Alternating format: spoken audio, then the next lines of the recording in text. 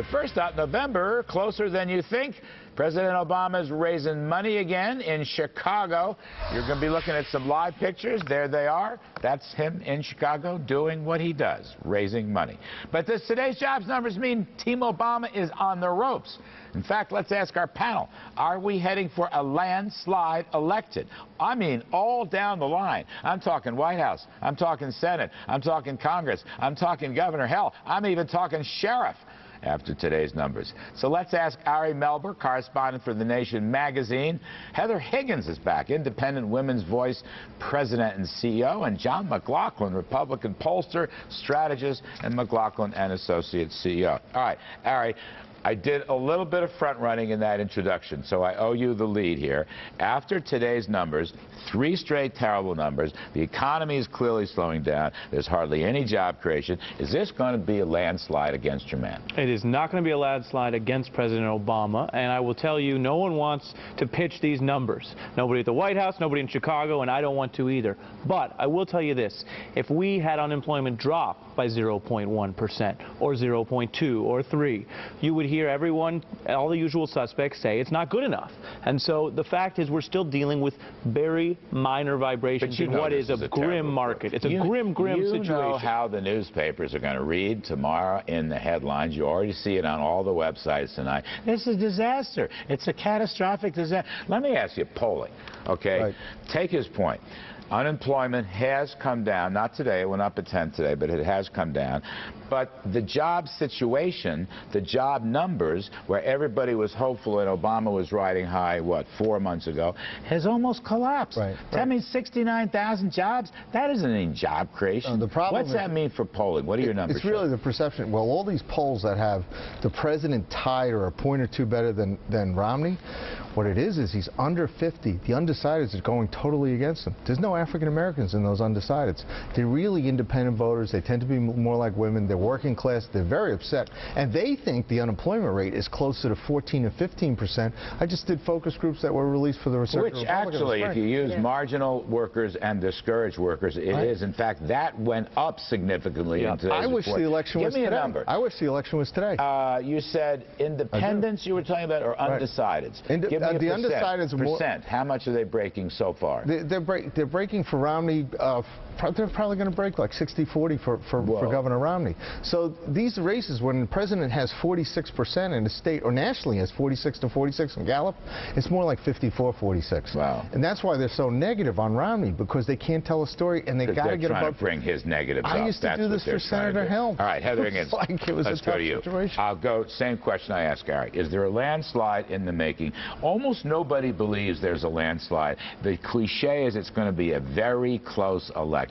What do you think? Well, as you know from the last time I was on, I think there's actually a good chance it will be similar to 1980, where nobody in the cognoscenti thinks that the Republican nominee can possibly even pull it off, and then it turns out to be a much bigger swing than anyone thinks. Just to get back to these numbers a little bit, it's not even 69,000, because if you look at the revisions that occurred over the last 2 months' data, that's down another 49,000. So we're really talking about a net 20,000 jobs relative to a projected up 150,000 jobs. The projection when we were all persuaded that we needed to pass the stimulus bill was that by May of 2012, unemployment would be at 5.1%, I believe was the number. We are a long way from there. And those numbers are going to be thrown back at the Obama and the team. reason this Romney's matters, going to cook those up. Romney's a numbers guy. Obama's not, and Romney won't forget. True, and where the political implications are going to come in on this is maybe the numbers will improve as we get towards the fall, but a lot of big donors are looking at these numbers now, and they're deciding whether this is when they want to come in and whether he's really got a chance. All right, let me ask something. We had Mitt Romney on the network earlier. Our own Carl Quintanilla was interviewing him. Romney, the way he is, he ticks things off. What are you going to do? Energy, regulation, taxes, foreign trade.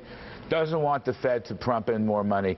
I mean, the guy's prepared. Now, President Obama on the campaign trail today, trying to answer all the inquiries about the lousy numbers, had no specifics.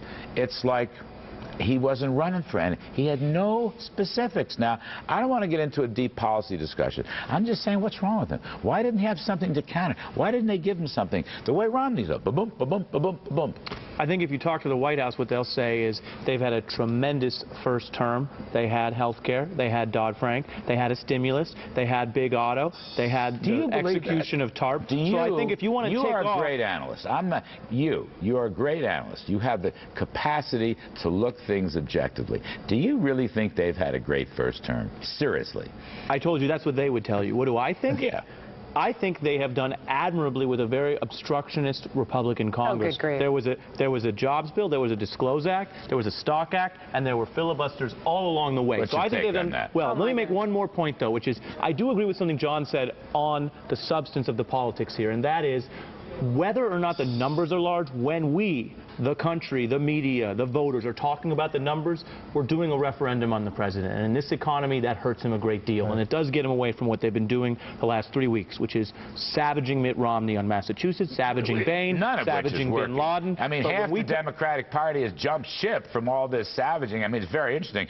It may be uniting the Democrats against him on this. In fact, Bill Clinton came out, said Romney was a good businessman and ran a good company at Bain Capital. But you are a provocateur. You are one of the movers and shakers in the House of Representatives.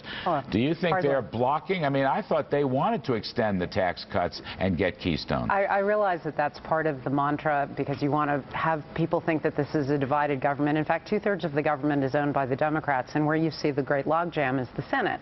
And right now, there are 27 different bills that have been passed by House Republicans that would improve the economy in one way or another, and they can't get Harry Reid to bring them to the floor at all. Who? And Harry, what's his name? What does he do? And what does he do for a living? But what they did bring up was the Paycheck Fairness Act, which really should be called the Trial Lawyer Full Employment Act, or the Trial Lawyer Wet Dream Act. No, next time. Really bad I like this group very much. I got to get out. Producers are screaming at me. I got Romney's economic advisor, Ari Melber, Heather Higgins, and John McLaughlin just moments ago.